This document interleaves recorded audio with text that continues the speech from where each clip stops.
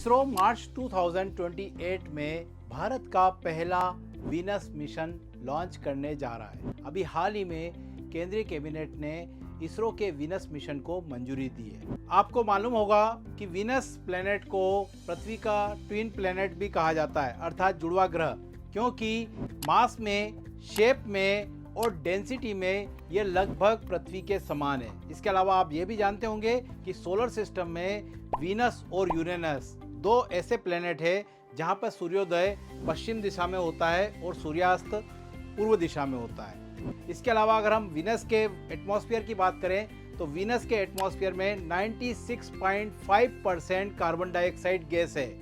इसी कारण से अगर हम सोलर सिस्टम में प्लेनेट के टेम्परेचर को नापें तो सबसे ज़्यादा टेम्परेचर हमको वीनस में दिखता है और यह लगभग 462 डिग्री सेल्सियस आंका गया है।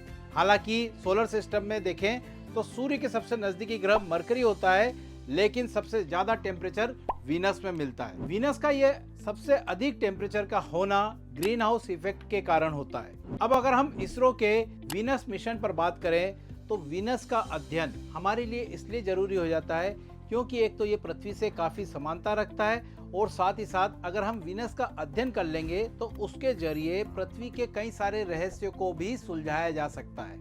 इसरो के वीनस मिशन को 2028 में तब लॉन्च किया जाएगा जब अर्थ वीनस के सर्वाधिक नज़दीक होगी।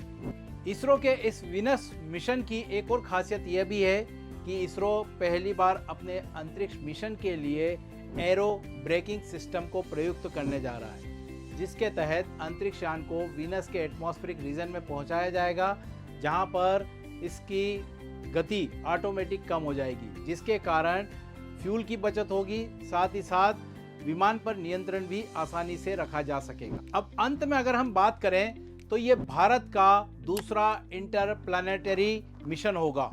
आपको याद होगा कि इसके पहले भारत ने अपना मंगल मिशन सफलतापूर्वक संपन्न किया था और हम आशा करते हैं कि भारत का यह दूसरा इंटरप्लैनेटरी मिशन वीनस मिशन भी सक्सेसफुल रहे। Thank you.